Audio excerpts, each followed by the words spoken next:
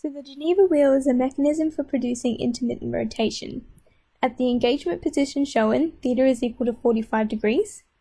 For a constant clockwise angular velocity of 2 radians per second of wheel A, so that's this blue one here, determine the corresponding counterclockwise angular velocity omega 2 of wheel C. So we need to work out how fast this one rotates then.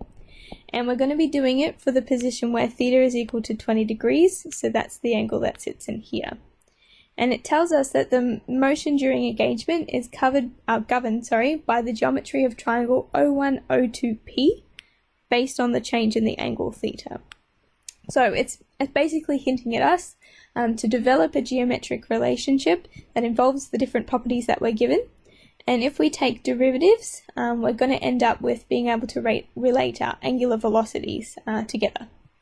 So I thought I'd just give a quick animation of how this mechanism actually works.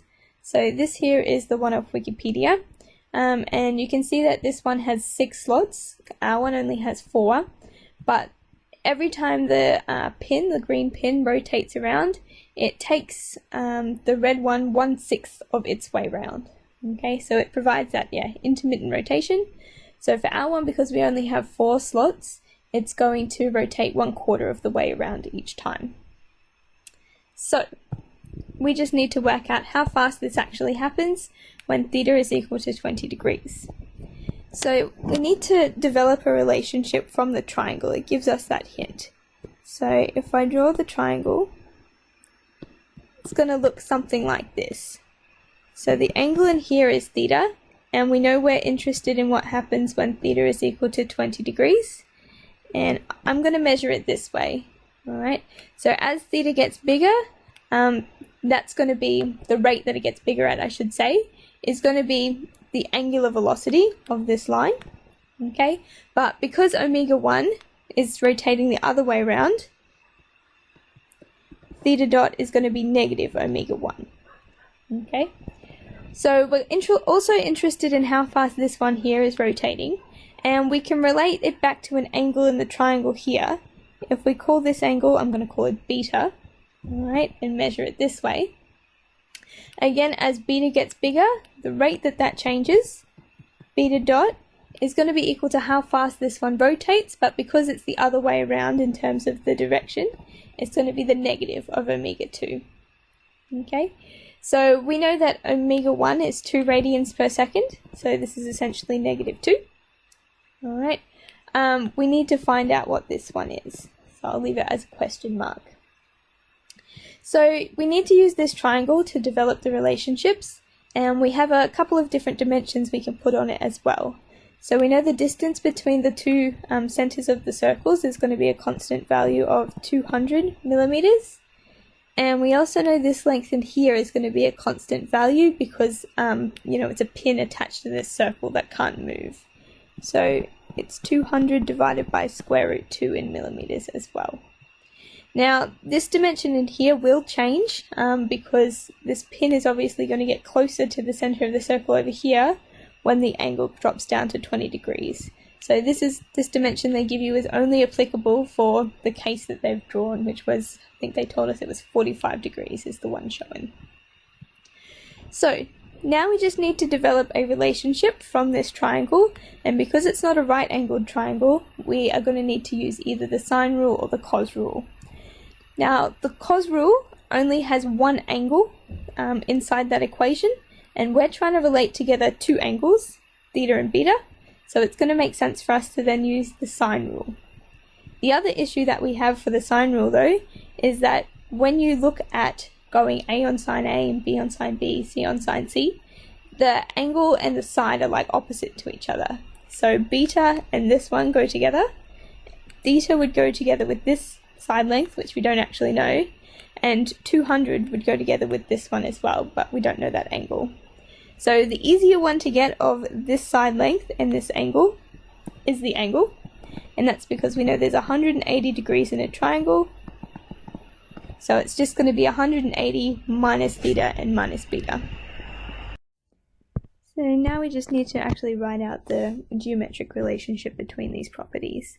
So first up, the sine rule is A on sine A is equal to b on sine b, and we can substitute this in with 200 divided by the opposite angle, which is 180 minus theta minus beta, and 200 on square root 2 divided by sine beta.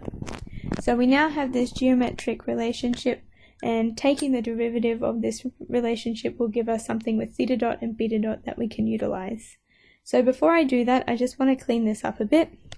So in fact, I have 200 on both sides of the equation, so they're going to cancel out with each other. And I can also replace this expression here.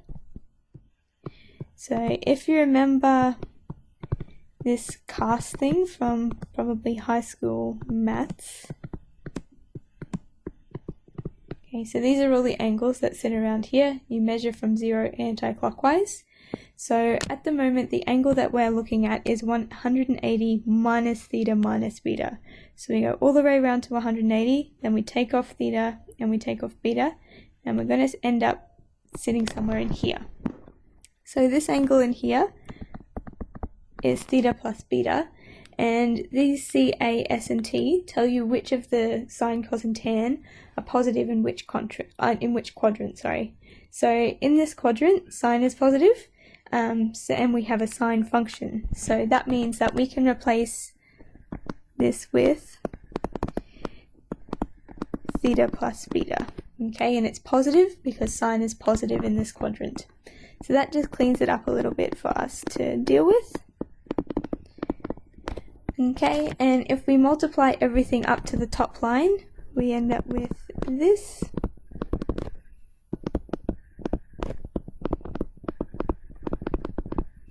And I'm just going to put the square root 2 on the other side as well.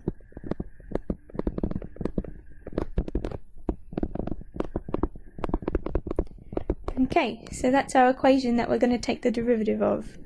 So remember that the derivative we're taking is with respect to time. So both theta and beta are changing with time, so they are going to have derivatives. So on the left hand side, square root 2 is a constant, sine goes to cos, and then we need to multiply by the derivative of beta itself, because that's the chain rule, and that's beta dot.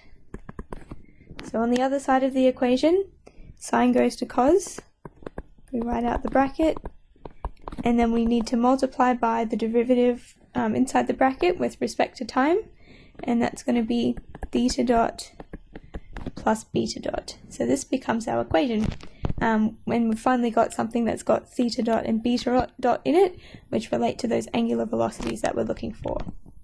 So just as a bit of a reminder, we need to find out what beta dot is. So let's rearrange the equation for beta dot. So that stays the same, and I'm going to expand out this bracket.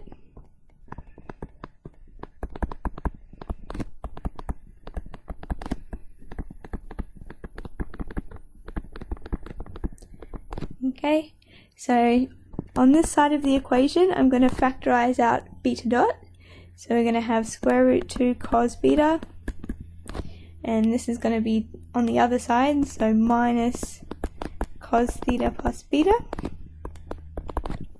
And all that's left on the right hand side is this here. So we can express beta dot as this.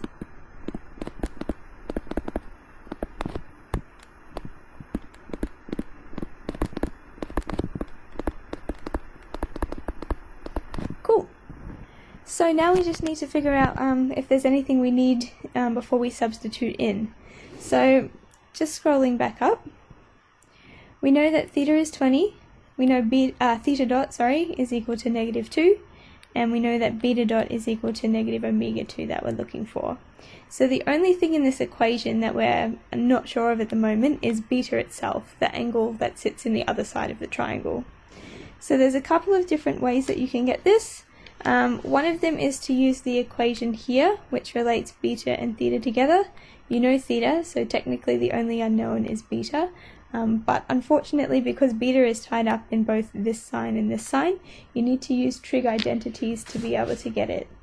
So an alternative way, if you don't want to use the trig identities, or I guess you could solve it in your calculator or Wolfram Alpha or something like that, an alternative is just to look at the triangle itself and find beta from that.